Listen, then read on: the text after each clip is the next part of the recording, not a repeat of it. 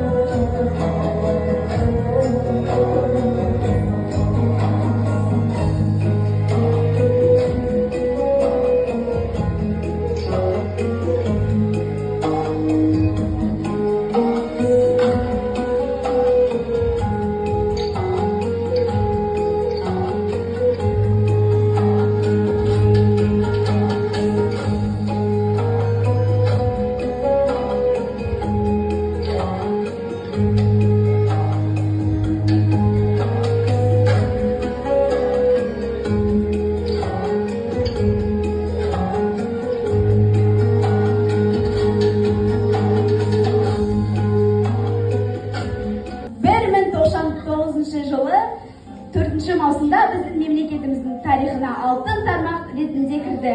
Қазақстан Республиканың мемлекеттік рәміздеріне мыналар кіреді. Ту, елтаңба, әнұран. 4 июня 1992 года эта дата золотой строчкой вошла в историю нашей страны. Принято государственный символ Республики Казахстан, событие заявления на политической карте мира. Государственный символ Казахстан окончательно утвердил новые причины своего дальнейшего развития. Встречаем, друзья, менің отаным Казахстан, ученица языковой школы Сері Жұлдыз, Сері Гайша. Қазақстан ыстық осеннің топырағын, орманы көлеп бау-бағын, қастерлеген қазағым. Найзаны ұшымен қорғаған, халқым менің мықты ғой, ата-бабам әрқашан салт-дәстүрін сақтаған. Бір қазақ батырын, жігердің көк туын, кем байтақ жер қазағым, егін егіп малдаған, күзді піскен егінді жинап алып астылған. Аман болсын ел жұртым, тыныш болсын отаным. Казахская пословица гласит: сила птицы в крыльях, сила человека в дружбе. Казахи – коренной народ Казахстана. Казахский народ отличается древней, самобытной культурой, верностью обычаям и традициям, музыкальностью и гостеприимством. Встречаем, друзья, вокально-эстрадный ансамбль с песней «Дорога добра». Какой идти дорогой, куда по свету белому отправились, иди за солнцем светом, хоть это тут и беда, иди будем всегда, иди дорогой, иди за солнцем светом, хоть это тут и беда, иди будем всегда, иди дорогой, забудь свои заботы, потери я и взлеты. Ты хочешь, когда судьба себя ведет, и так сестра, то лезет друга, не уповай на чудо, спеши к нему всегда, иди дорогой, лезет друга, не уповай на чудо, спеши к нему всегда, иди дорогой. А сколько будет разных сомнений и соблазнов, не забывай, что это жизнь единственная игра. Только не согласны, пустой закон негласный, иди мой друг всегда, иди дорогой добра. Только не согласны, пустой закон негласный, иди мой друг всегда, иди дорогой добра. Зиму жизни строгой, такой иди дорогой, куда по свету белому отправиться сюда. И за солнцем светом, вот это тут не беда, иди вот тут всегда, иди дорогой добра. Иди за солнцем светом, вот это тут не беда, иди вот тут всегда, иди дорогой добра.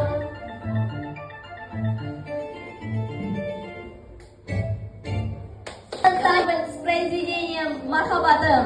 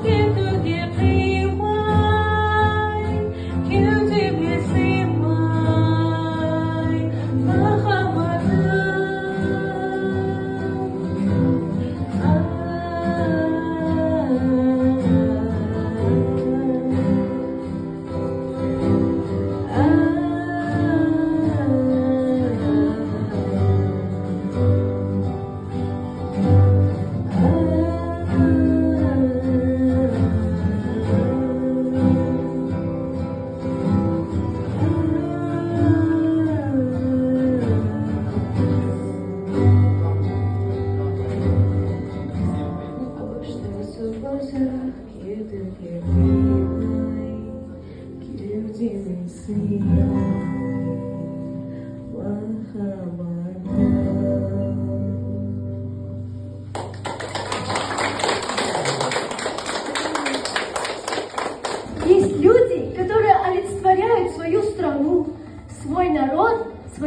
звание. Люди, славные дела которых вписали яркие, светлые, значимые строки в летопись нашей страны. Встречаем, друзья, Нурлисан Линдиев в Старане в исполнении нашего юного и талантливого саксофониста Рамазана Альтаир.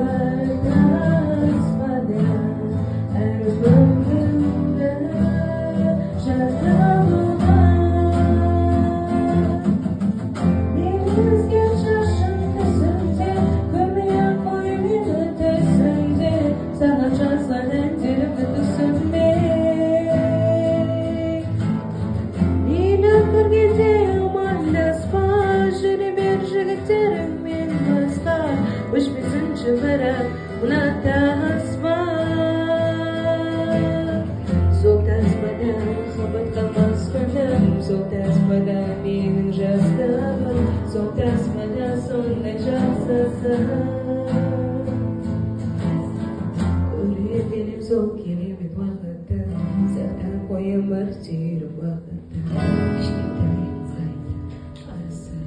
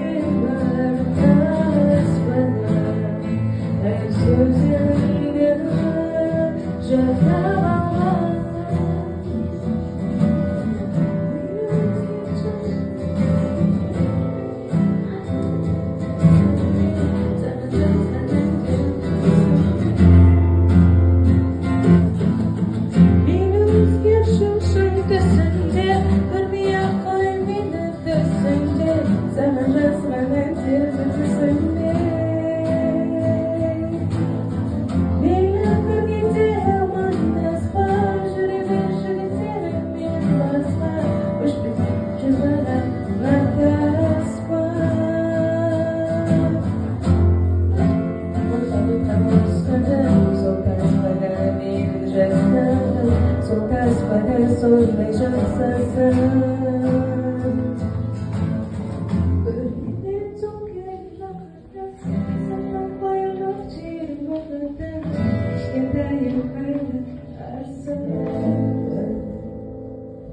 Бұл біздің балаларымыз, өскелең ұрпақ. Біз қалыпты өмір сүру үшін барлық қажетті жағдайларды қамтамасыз етуіміз керек. Оларға өздерін жүзеге асыра алатын, өздеріне және отанына пайда әкелетін ең жақсы білім мен болашақты беру біздің міндетіміз. Родитель должен обязательно объяснить детям, что такое праздник, День республики, и какое значение он имеет для всей страны. Маленькие граждане с детства должны знать о том, как развивалось и росло государство, в котором мы все живем. Понимать его принципы и идеи для того, чтобы история не казалась лишь частью прошлого. Того прошлого, которое ничего не может дать настоящему, для того, чтобы они знали свои корни, знали, как формировалось общество, частью которого они являются. День Республики Казахстан также является праздником нашего постоянно развивающего государства. Ведь мы многого добились за эти годы и добьемся еще больше. Қазақстан күнде өркендеп өсе берсін. Бейбітшілігіміз әрқашан берекелі болсын. Елімізде татулық болсын. Жаса Қазақстаным! Донбровый ансамбль Киев Шинаяк Тастан. Встречаем, друзья!